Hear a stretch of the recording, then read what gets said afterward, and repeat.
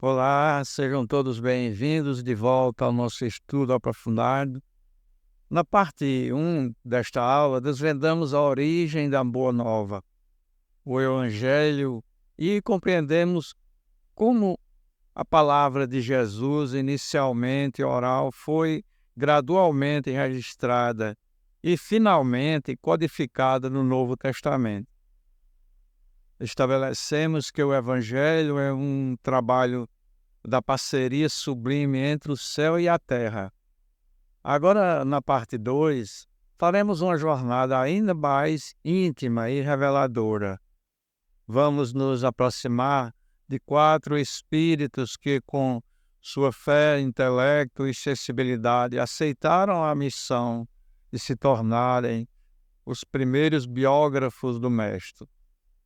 Eles não foram meros copistas, foram testemunhas inspiradas que nos legaram 4 visões complementares da vida e dos ensinamentos de Jesus. Veremos como o cobrador de impostos, Mateus, registrou Cristo como o Rei do Reino dos Céus, como o pescador e servo Marcos nos apresentou o Messias em ação incansável, como o médico intelectual Lucas nos legou o Evangelho da compaixão e universalidade. E, por fim, como o discípulo amado João nos transportou à essência do Verbo Divino e à promessa do Consolador, a base da nossa doutrina espírita. Portanto, vamos preparar o nosso coração e a razão, pois examinaremos a personalidade e a finalidade de cada evangelista. Entenderemos que a mensagem do Cristo é perfeita, mas foi adaptada por providência divina à necessidade e à capacidade de cada época e de cada povo. Vamos começar nossa análise, abrindo o Evangelho a partir dos olhos da alma e de cada um de seus escritores. Evangelho de Marcos. Marcos, atemorizado quando jovem a intensidade da tarefa, sublima depois, vendo em Jesus o servo incansável, paradigma da fraternidade a serviço divino. Primeiras narrações escritas por volta do ano 60 a 80. Marcos, de temor ao paradigma do servo incansável. Atemorizado quando jovem, com a intensidade da tarefa.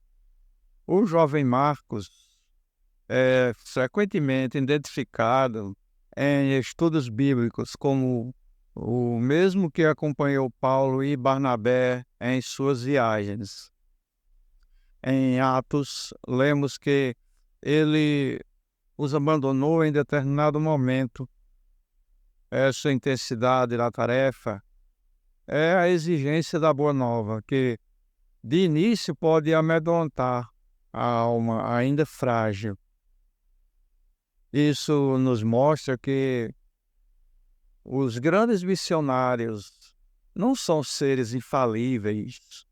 Eles têm suas dúvidas, seus medos e seus recuos, exatamente como nós.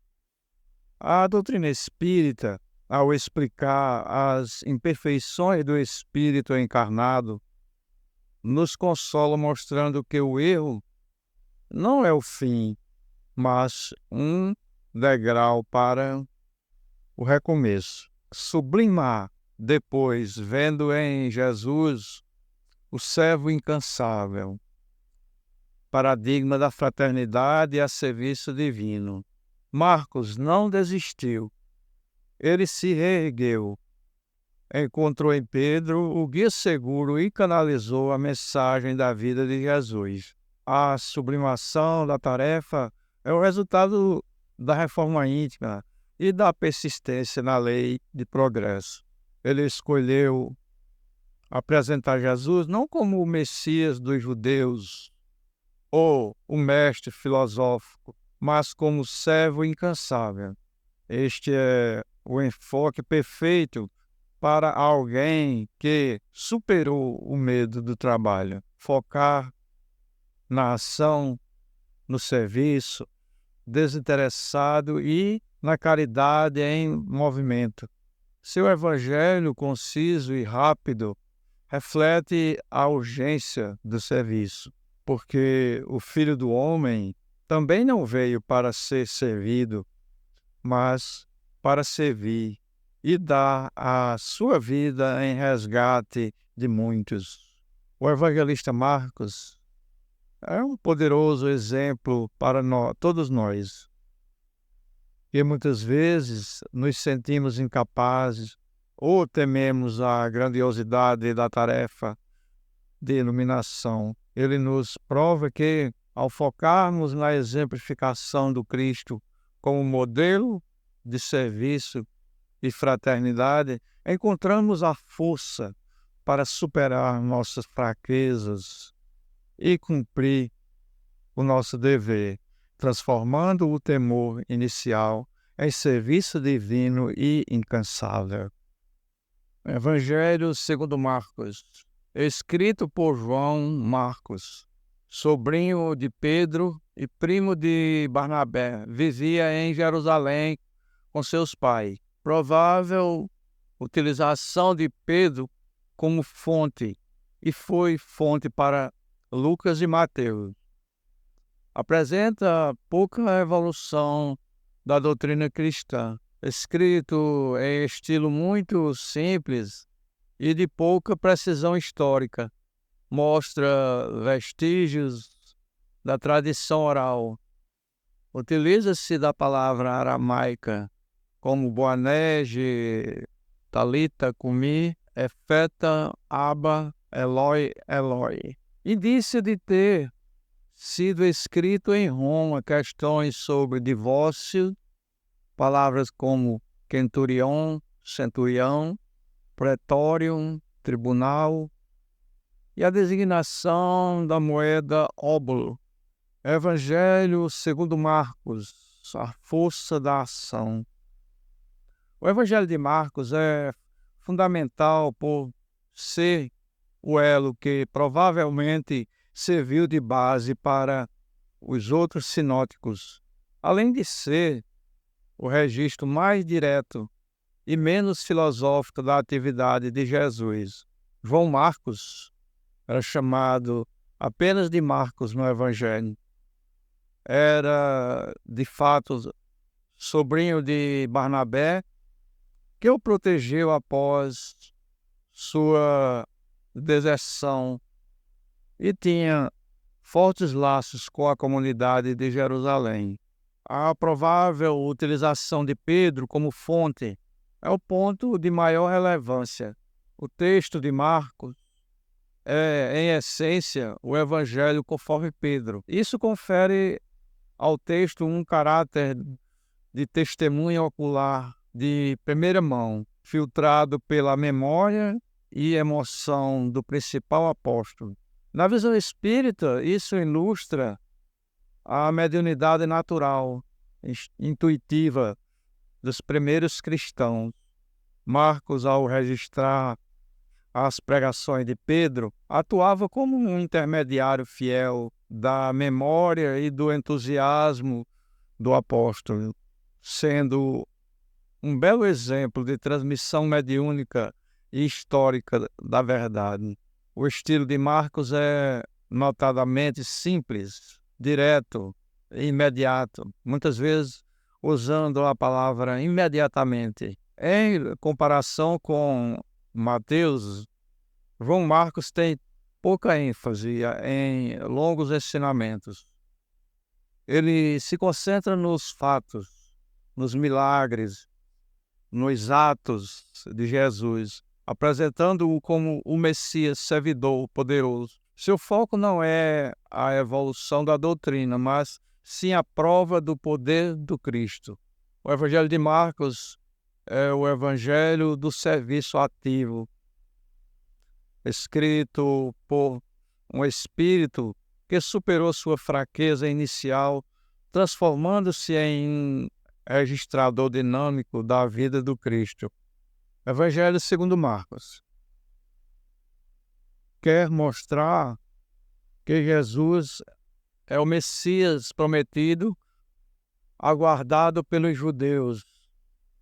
Apresenta Jesus como Filho de Deus, mas incompreendido e rejeitado pelo povo.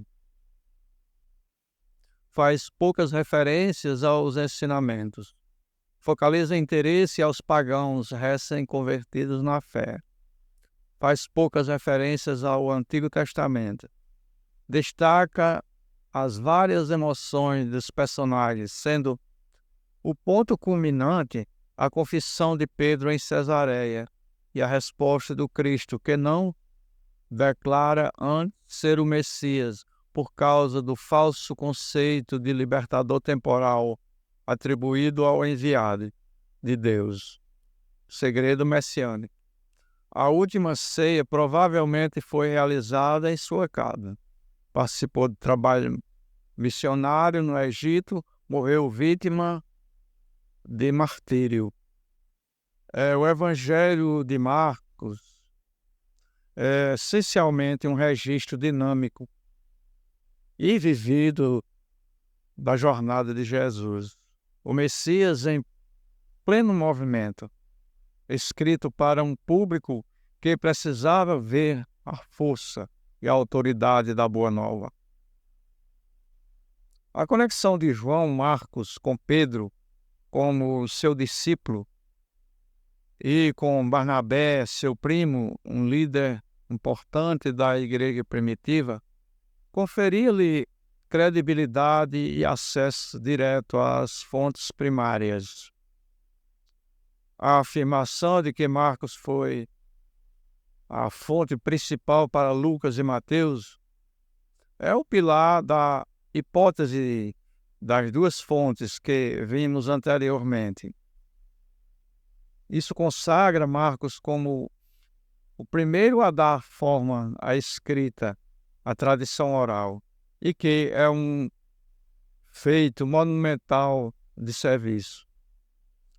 A forma simples e a pouca precisão histórica reflete sua origem nas pregações. Pedro não pregava uma biografia organizada, mas sim sermões poderosos sobre os fatos marcantes. Marcos preserva essa vibrante oralidade, transmitindo o entusiasmo e a força do apóstolo. O Evangelho é focado nos interesses dos pagãos recém-convertidos em Roma. Eles não valorizavam longos genealogias ou discursos filosóficos, mas sim a autoridade em ação. Por isso, Marcos faz poucas referências aos ensinamentos e poucas referências ao Antigo Testamento, concentrando-se nos milagres, a prova do poder de Jesus e na autoridade moral do Mestre. Marcos quer mostrar que Jesus é o Messias prometido e o Filho de Deus, mas faz através de seus atos e não de longas justificativas. O ponto culminante da narrativa é a confissão de Pedro em Cesareia, onde Jesus proíbe a divulgação de sua identidade como Messias. Na interpretação espírita, esta é a chave do segredo messiânico. A doutrina espírita esclarece que o povo judeu da época tinha um falso conceito de libertador temporal. Eles esperavam um rei guerreiro que os libertaria do jugo romano. Jesus, o Messias de amor e salvação espiritual, precisava distanciar-se desse entendimento político e terrestre para que sua doutrina não fosse deturpada e associada à revolta. O Evangelho deveria ser entendido como uma lei moral antes de ser uma revelação política. A tradição de que a última ceia foi realizada em sua casa ou na casa de seus pais é um detalhe precioso que conecta Marcos diretamente ao cenário dos evangelhos. Seu trabalho missionário no Egito, onde teria fundado a igreja de Alexandria, e sua morte por martírio, selam seu testemunho de fé e sublimação. Ele, que recuou inicialmente da tarefa, se tornou um exemplo de dedicação total, conforme vimos antes. Evangelho segundo Mateus. Mateus, menosprezado funcionário, atende ao aceno do novo chefe. Nele passa a vislumbrar o diretor supremo, o rei em nomenclatura humana, embora em nível do reino dos céus. Surgiu de 80 a 98, atualmente perdido, o primitivo. Mateus, do cobrador de impostos ao registrador do reino dos céus, era publicano, ou seja, um cobrador de imposto a serviço do Império Romano. Naquela época, era uma das profissões mais desprezadas e odiadas pelos judeus, pois representava não apenas a colaboração com o dominador, mas também a extorsão, já que os publicanos frequentemente cobravam valores abusivos para enriquecer. A vocação de Mateus é narrada com uma simplicidade sublime. Jesus encontra em sua coletoria e diz apenas: segue-me. A resposta de Mateus é imediata e total. Ele se levanta e segue o mestre. Na visão espírita, este momento é a prova de que a reforma íntima e o recomeço estão disponíveis a todos, independentemente do passado. Jesus, o médico de almas, chama aqueles que estão doentes, mostrando que a verdadeira autoridade e o verdadeiro valor não vêm do estado social ou da riqueza material, mas da prontidão do coração para o serviço divino. Mateus é o evangelho que mais cita o Antigo Testamento, utilizando as profecias para legitimar Jesus. É o evangelista que registra o Sermão da Montanha em sua íntegra e utiliza 32 expressões reino dos céus em vez de reino de Deus, usada pelos outros evangelistas. O ex-cobrador de imposto que lidava com a moeda terrestre e a lei material converte-se no registrador da lei divina e das moedas do Espírito, a caridade, a humildade e a justiça, demonstrando que seu foco se elevou da terra para o céu. Em síntese, Mateus personifica a redenção pelo trabalho e a elevação da consciência, tornando-se o cronista da autoridade de Jesus como o Messias esperado e o mestre do reino dos céus.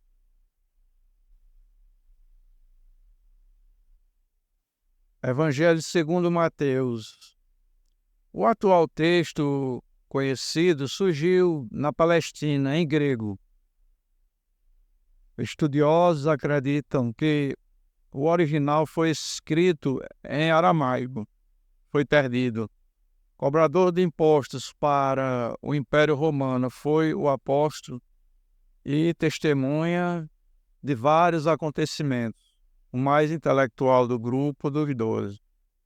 Conhecedor das Escrituras, fiel à tradição, escreve entre judeus para judeus, defende a tese de que Jesus era o Messias previsto nas Escrituras, filho de Davi e Abraão. Considera Jesus como rei. Refere-se constantemente ao Antigo Testamento. Origem judaica emprega a expressão reino dos céus em lugar de reino de Deus. Chamado homem dos discursos, pois foi quem mais citou as fontes. Fala na universalidade da mensagem cristã. Emprega o termo Kyrios, Senhor, enquanto os outros usam o termo mestre. O Evangelho segundo Mateus, a lei e o reino dos céus.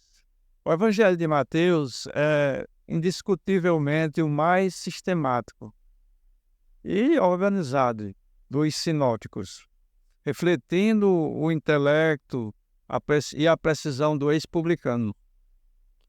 A experiência de Mateus como cobrador de imposto, que exigia contabilidade e organização, transformou-se em uma habilidade para registrar a doutrina com ordem e detalhe. Ele era, sim, um dos mais intelectuais do grupo, dos 12, o que permitiu-lhe compilar os ensinamentos de Jesus. A experiência de Mateus como cobrador de impostos, que exigia contabilidade e organização, transformou-se em uma habilidade para registrar a doutrina com ordem e detalhe.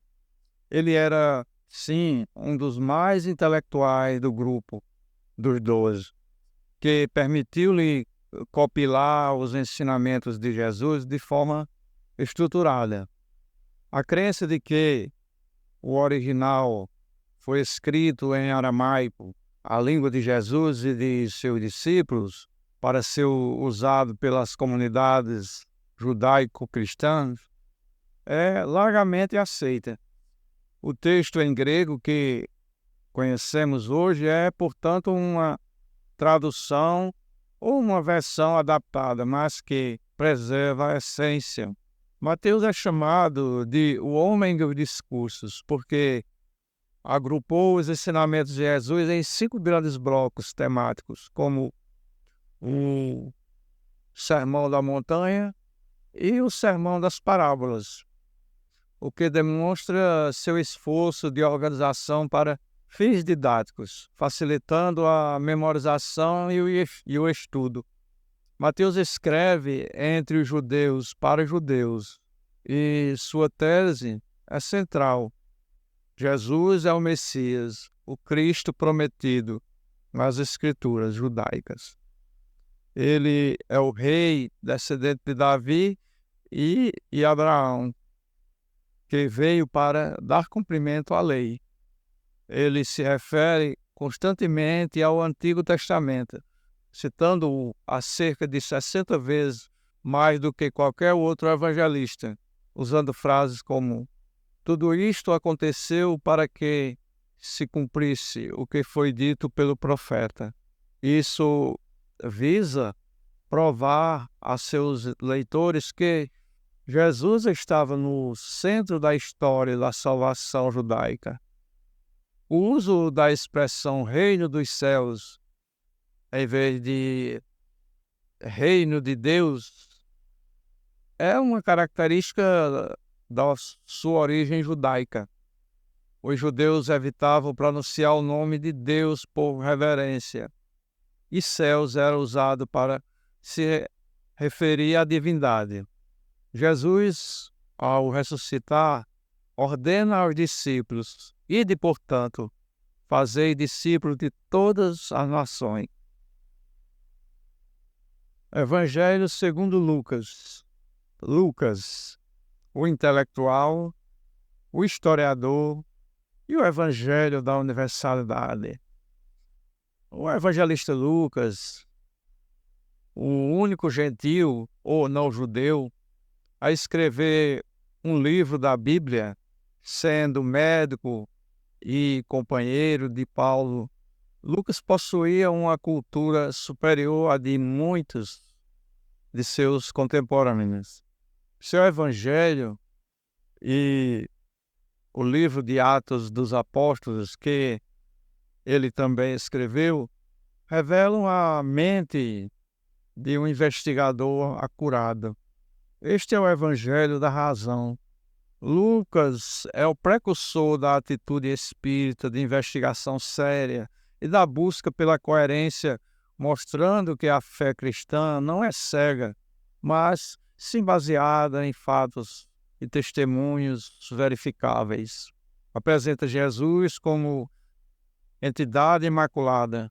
Lucas destaca o aspecto mais compassivo, gentil e humano de Jesus. Seu evangelho é o que mais enaltece as mulheres, os pobres, os marginalizados, os samaritanos, considerados hereges pelos judeus. Ele apresenta um Jesus que é o modelo de perfeição, o espírito mais puro já encarnado na terra, conforme ensina a doutrina espírita. É Lucas quem traz as parábolas mais famosas sobre a misericórdia e a reparação, como a parábola do filho pródigo, a parábola do bom samaritano, focando na misericórdia divina e na capacidade do espírito de se regenerar. Enquanto Mateus traça a linhagem até Abraão, o pai dos judeus, Lucas traça até Adão, o pai da humanidade. Isso não é um mero detalhe, mas uma poderosa afirmação teológica. Jesus é o Salvador de todos os homens, judeus e gentios, um Messias universal. A ideia de ser subtraída ao pecado fala da natureza pura de Jesus e de seu papel redentor. Ele é o mestre que, através de seu exemplo de amor e sacrifício, nos oferece o caminho para a redenção, a libertação do jugo, do erro, do sofrimento, do pecado, através do aprimoramento moral e do retorno consciente ao Pai Criador. Em suma, Lucas é o evangelista que nos dá o evangelho da compaixão, da universalidade, da perfeição moral do Cristo, abrindo as portas da Boa Nova para o mundo inteiro.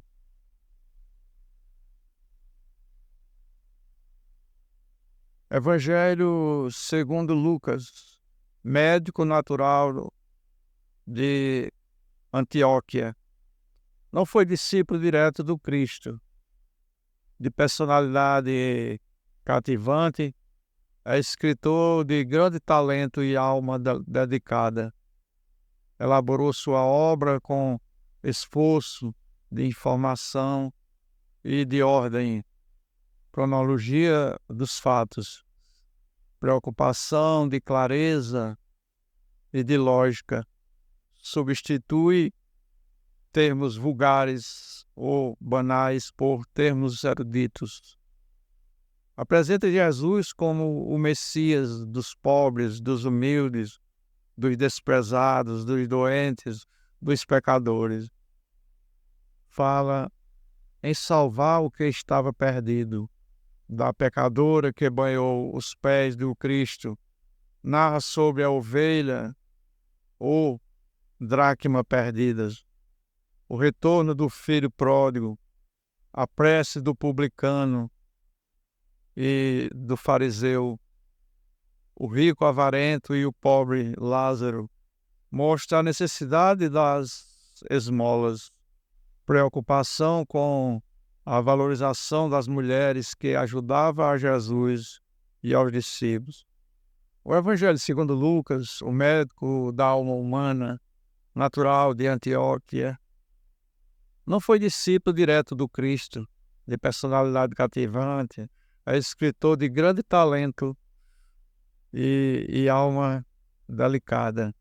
Sua substituição de termos vulgares por termos eruditos, um vocabulário grego mais rico, mostra o esforço em que o esforço em adequar a Boa Nova a um público intelectualizado, provando que a fé deve ser apresentada com clareza, lógica, um princípio que Allan Kardec aplicaria ao codificar o Espiritismo. Ele apresenta Jesus como o Messias dos pobres, dos humildes, dos desprezados, dos doentes e dos pecadores. Aqui está o coração do Evangelho de Lucas. Seu olhar é universalista, focado não apenas nos judeus, como Mateus, mas em toda a humanidade. Lucas demonstra que a salvação do Cristo é destinada a todos os filhos de Deus, sem distinção de raça ou origem. Em uma época em que as mulheres eram socialmente marginalizadas, Lucas destaca o papel delas no ministério de Jesus, elevando sua dignidade e participação na obra cristã. A riqueza de detalhes sobre a infância de Jesus, o nascimento, a visita dos pastores, a vida de Maria. Lucas buscou fontes de informação muito íntimas. Lucas nos deixa um evangelho que é um convite permanente à compaixão e ao serviço ao próximo. Que possamos segui-lo em seu esforço de investigação para compreendermos o evangelho e praticarmos a sua essência. Evangelho segundo João. João, mais espiritualizado, portanto, mais próximo da essência dos ensinamentos de Jesus, de olhos de ver no Cristo a entidade celestial, o Verbo mesmo de Deus, não apenas o Rei, o servo, o homem. Sinopse da biografia terrena. Apareceu em Éfeso por volta de 98 a 110. João, o evangelista, o evangelho da essência celestial, o Verbo de Deus. João não se detém primariamente à narrativa cronológica dos fatos, como a biografia terrena, mas sim na doutrina e no significado íntimo das palavras e dos atos de Jesus. Se os sinóticos, como Mateus, Marcos e Lucas, mostram o que Jesus fez, João revela quem Jesus é. Seu evangelho contém os discursos mais profundos sobre a vida de Jesus, o pão da vida, a luz do mundo e a necessidade de nascer de novo, sendo o texto que melhor reflete a natureza divina do Mestre. Essa perspectiva espiritualizada e profunda é a razão pela qual o Evangelho de João é o pilar da doutrina espírita. É nele que encontramos a promessa inigualável do Consolador, o Espírito de verdade que viria para ensinar todas as coisas e lembrar o que Jesus havia dito, dando continuidade à revelação. O Espiritismo, a terceira revelação, é o Consolador que usa a visão espiritual de João para desvendar o sentido profundo da palavra do Cristo, exemplificando a lei moral à luz da reencarnação e da comunicação dos espíritos. João é o evangelista que nos convida a amar, a refletir e a reconhecer Jesus como modelo e guia da humanidade, cuja mensagem é eterna e progressiva. Evangelho segundo João é o canal de Deus para nos fazer compreender a presença de Jesus, o Verbo divino. As partes só podem ser compreendidas na sua relação com o todo. Exige atenção na leitura da obra. A estrutura do Evangelho é espiritual e não histórico-narrativa. Um drama composto de um prólogo, 2 atos principais e um epílogo. Proclama a messiandade de Jesus e sua filiação divina. Para ter vida é preciso ter fé em Jesus. mostra forte influência dos ensinamentos dos essênios, atribui importância ao conhecimento, expresso por dualismo, luz-trevas, verdade e mentira, anjo da luz, anjo das trevas. Insiste na mística da unidade com Cristo e na necessidade do amor fraterno. Quer dar a entender o sentido da vida, dos gestos, das palavras de Jesus, sinais cujo sentido não transpareceu logo no início, mas após sua glorificação.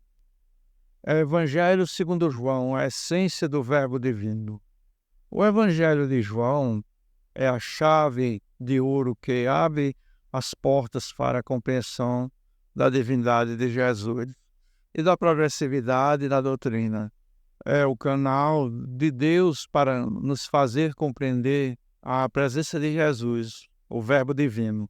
Proclama a messiandade de Jesus, sua filiação divina. Para ter vida, é preciso ter fé em Jesus. João não começa com o nascimento ou com o batismo, mas com a eternidade.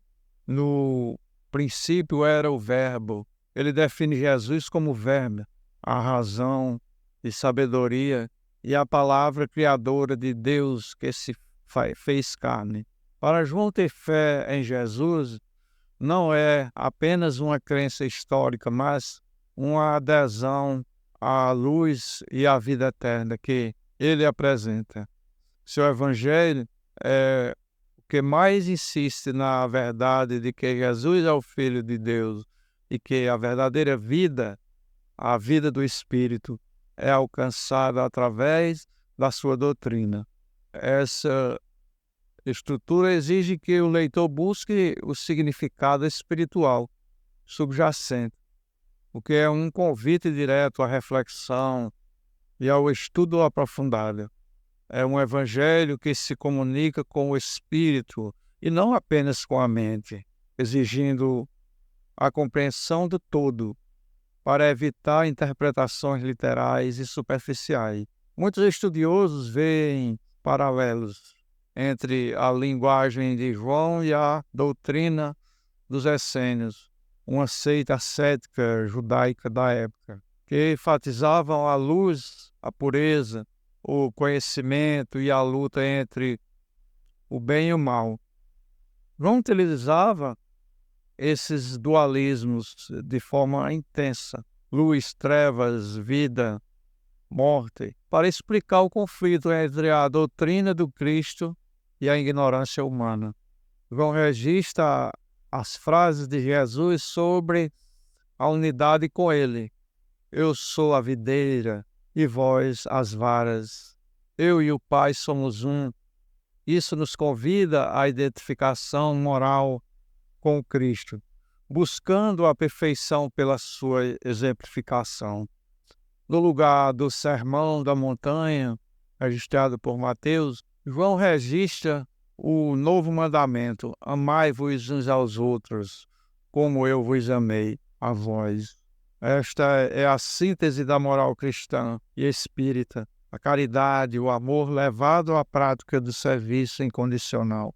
João, escrevendo muito mais tarde que os sinóticos, tinha a retrospectiva da paixão e da ressurreição.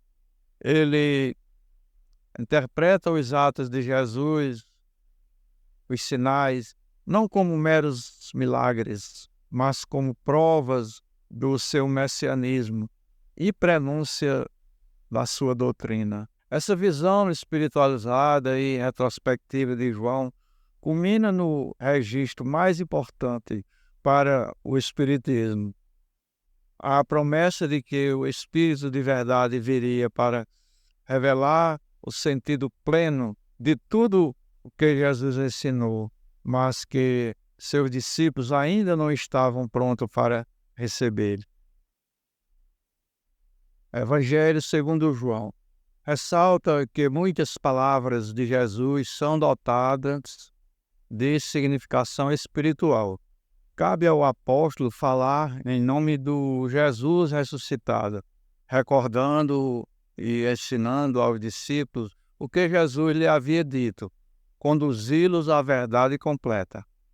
Mostra uma faceta da personalidade de Jesus, reforçando que Jesus é o centro de uma religião renovada em espírito e verdade. E Jesus é a palavra, o Verbo, enviada por Deus à terra, e deve regressar ao Pai uma vez cumprida sua missão, anunciar aos homens os mistérios divinos. Jesus é testemunha do que viu e ouviu junto ao Pai. Jesus é a água viva, Jesus é a luz do mundo, Jesus é bom pastor, Jesus é o caminho, a verdade e a vida. Jesus é, ao mesmo tempo, um com o Pai e um com sua igreja na terra. Evangelho de João, o testemunho da verdade completa, e o eu sou. Ressalta que muitas palavras de Jesus são dotadas de significação espiritual. Cabe ao apóstolo falar em nome do Jesus ressuscitado, recordando e ensinando aos discípulos o que Jesus lhe havia dito, conduzi-los à verdade completa. João, escrevendo mais tarde, tinha a vantagem da retrospectiva e da inspiração mediúnica do Cristo, já glorificado. Por isso, ele não se prende à literalidade, mas ao significado oculto, eterno das palavras do Mestre.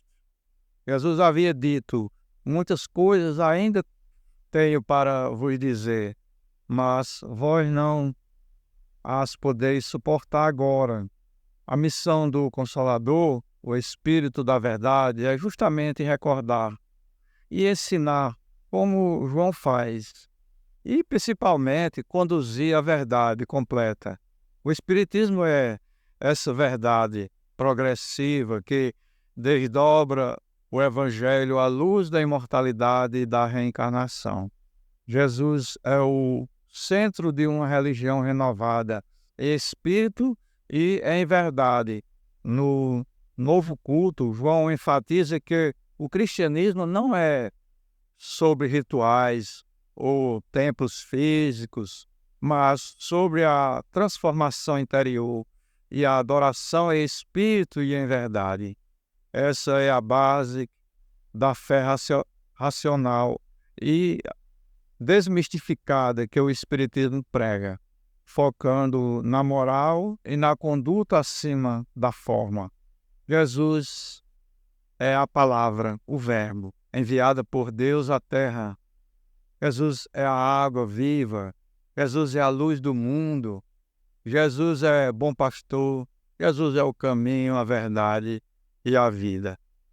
João estabelece que Jesus, a palavra divina, encarnada, o mensageiro que vem anunciar os mistérios divinos, a vida após a morte, a justiça, o amor. As famosas frases de Jesus, conhecidas como as declarações de Eu sou, são marcas teológicas de João. Elas reforçam sua natureza divina e seu papel essencial na salvação. Eu sou a água viva, a doutrina que sacia a sede espiritual. Eu sou a luz do mundo, a verdade que dissipa a ignorância. Eu sou o bom pastor, ou seja, o guia que cuida e conduz o rebanho, que são os espíritos. Sou o caminho, a verdade e a vida. Essa é a tríade perfeita de conduta, conhecimento e existência espiritual. Jesus é ao mesmo tempo um com o Pai e um com a sua igreja na terra. Sobre a unidade com o Pai, Jesus é o modelo de perfeição que alcançou a completa união com a vontade divina. Sobre a unidade com a humanidade, é a unidade com a sua igreja na terra. É o convite à fraternidade, à comunhão espiritual. O objetivo da nossa evolução é alcançar essa unidade de pensamentos e sentimentos com o Cristo e por Ele, com o Pai. Evangelho segundo João evidencia maior proximidade entre o apóstolo e Jesus. O apóstolo parece presenciar fatos, como nos relatos de Jesus e os doutores da lei, nas bodas de Caná, a subida dos 562 metros até o cume do Tabor. Nele estava a vida, e a vida era a luz dos homens. A luz resplandece nas trevas, e as trevas não a compreenderam. Relata o advento do Consolador. Se me amardes, guardareis os meus mandamentos, e eu rogarei ao Pai, e ele vos dará outro Consolador, para que fique convosco para sempre, o Espírito da verdade que o mundo não pode receber, porque não o vê, nem o conhece, mas vós o conheceis, porque habita convosco e estará em vós. Não vos deixarei órfãos, voltarei para vós. Mas quando vier o Consolador, que eu, da parte do Pai, vos hei de enviar, aquele Espírito da verdade que procede do Pai, testificará de mim, e vós também testificareis, pois estivestes comigo desde o princípio. João 14, 15, 18. Evangelho de João, o testemunho da verdade eterna. João, o discípulo amado, tinha uma intimidade que permitia não apenas ver os fatos, mas compreender o significado espiritual. Ele não estava apenas registrando eventos como as bodas de Caná, o primeiro sinal de Jesus, mas sim interpretando o poder e a essência por trás deles. Ele é o único a registrar os longos e profundos discursos de Jesus no cenáculo, por exemplo, focando na consciência da divindade. Sua proximidade física e afetiva permitiu-lhe captar as vibrações mais elevadas e o sentido das palavras que não eram compreendidas pelo grande público. A subida ao Monte Tabor, transfiguração, embora narrada pelos sinóticos, se alinha à visão de João por ser um momento de glória e revelação espiritual. Nele estava a vida, e a vida era a luz dos homens. A luz resplandece nas trevas, e as trevas não a compreenderam. As trevas representam a ignorância, o erro, o egoísmo e o materialismo que dominam a humanidade terrena. O Evangelho de João é o relato da luta cósmica entre a luz, a verdade de Cristo e as trevas, a imperfeição humana. O fato de as trevas não a compreenderem é a razão da necessidade da vinda do Consolador, que viria para explicar essa luz. Se me amardes, guardarei os meus mandamentos, e eu rogarei ao Pai, e ele vos dará outro Consolador, para que fique convosco para sempre. O Espírito da verdade que o mundo não pode receber, porque não vê, nem o conhece, mas vós o conheceis, porque habita convosco e estará em vós. Não vos deixarei órfãos, voltarei para vós, mas quando vier o Consolador que eu, da parte do Pai, vos hei de enviar, aquele Espírito da verdade que procede do Pai, testificará de mim, e vós também testificareis, pois estivestes comigo desde o princípio. João 14, 15, 18. Jesus estabelece a condição: se me amardes, guardarei os meus mandamentos.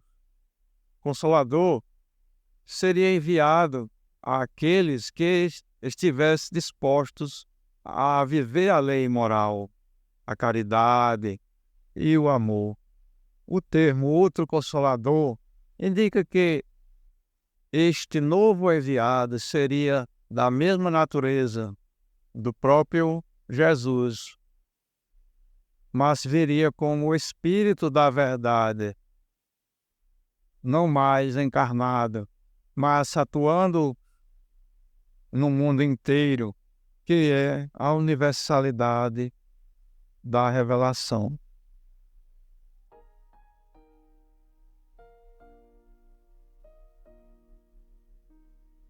Walking through these busy streets, lost among the noise and heat, in this place so far from you, heart is searching what to do.